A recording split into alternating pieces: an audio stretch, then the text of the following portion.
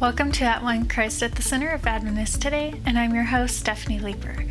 Right as we thought we were beginning to head into better times with things improving, things just seem to be heading back into unusual times. Our frustration can show up in the words that we express to others and nonverbal communication that conveys our grief. Jesus invites us to carefully communicate what's on our hearts. So we're glad you're with us today as we hear an inspirational thought about communication, some trending news, and beautiful music in Spanish, Español, to finish our program today. But before you listen, would you do me a favor? These programs need your support more than ever. We are starting our summer fundraiser today, which supports AT1 and everything else we do here at Adventist today. It takes everybody doing something to sustain our omni-channel media agency. Please go to atoday.org/donate to show your support now. And thank you. Now let's listen.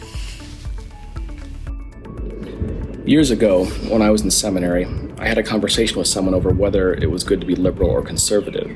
As you might imagine, the conversation took off and became passionate as we discussed various issues.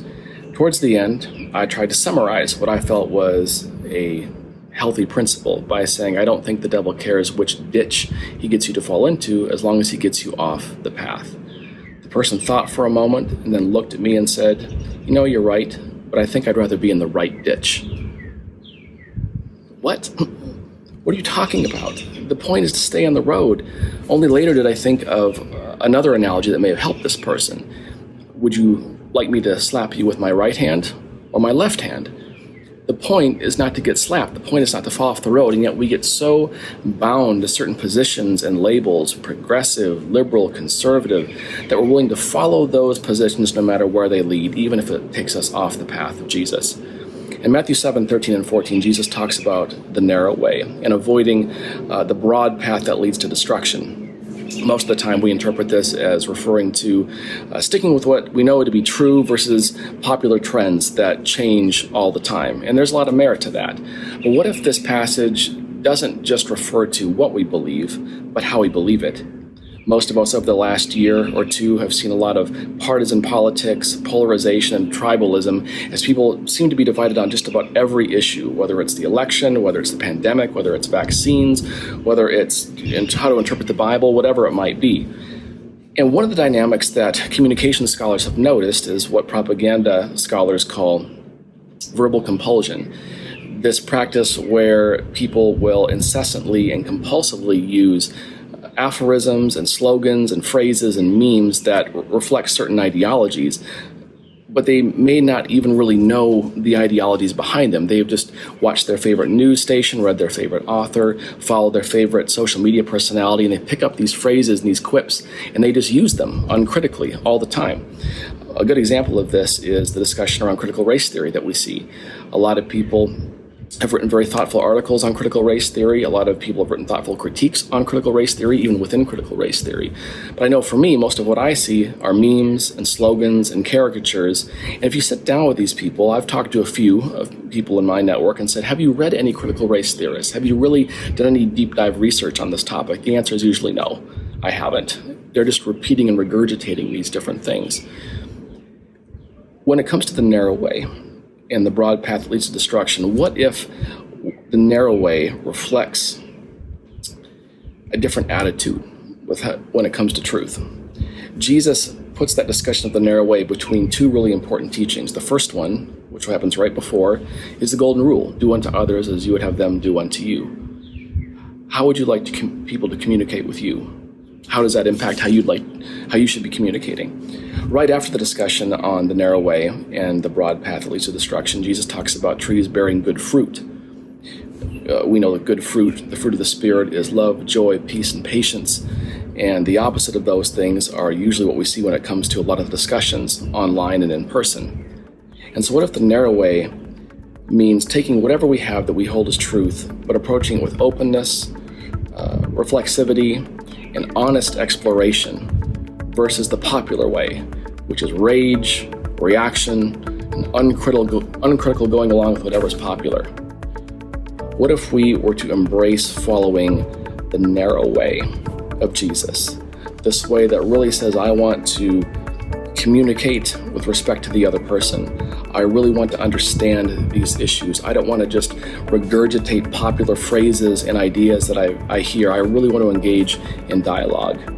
Maybe we might save a lot of our relationships. Maybe we might learn something, and maybe we might help Jesus keep our souls safe from destruction.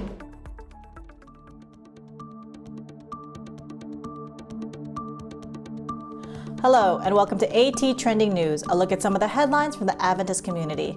I'm Jammie, Karlman, an AT1 team member joining you from the UK. I've been happily married for 10 years now, and I think it's because Bjorn knows when to take the blame for things, which is all the time. I'm joking, of course, because blame rarely, if ever, helps a situation. On June 15, 2021, 5-year-old Summer Wells disappeared from her home in Rogersville, Tennessee. Since then, social media attacks have targeted members of the Seventh-day Adventist Church in Kingsport, Tennessee, where Summer Wells attended church with her family. According to News Channel 11, Summer Sabbath School teacher Robin Lane has been at the center of social media accusations since the disappearance of the child. I've been getting the majority, me and several other members have been getting the majority of the attacks because we are going on camera and answering questions about it. And people just say, they pick through everything you say and the way you say it. And even if your voice sounds a little shaky, if they're just getting on camera sometimes, it's normal for us to be a little nervous sometimes when we're being asked questions, she said. The pastor of the Adventist Church, David Ryder, has protested the social media attacks targeting his members, saying the attacks were evil, according to News Channel 11. These false accusations aren't helping anybody, he said. Taking videos of our church services and looking for Summer Wells and trying to maybe put together some type of a theory or conspiracy or some type of thought, not based on any evidence, it's false and it just hurts people and discourages people. WVLT-TV reported that the Wells family is stepping away from social media because of the harsh comments and will instead communicate information through their own website at findsummerwells.com.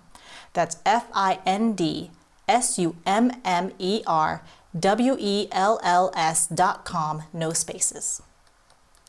It is a family's official website that they can go to and put up any information they want to share. It is not something that people can comment on, so it's kind of a relief from all the negativity and backlash, said Lane. Displacement is a term referring to one's inability to direct their emotion about a situation onto the actual subject or offender to which it is attached. Consequently, the feelings are directed elsewhere onto a target that is deemed safer or less threatening. In terrible, stressful situations, it's understandable that displacement occurs, but that doesn't make it right. What are some healthy, appropriate ways to handle stressful, overwhelming emotions and avoid displacement? Let's take some time to discuss this question with friends and family members this week. You can post comments and follow-up questions on our Facebook page located at facebook.com/atoday.org. Thanks for checking out AT Trending News. Next, stay tuned for some wonderful music from Rescate.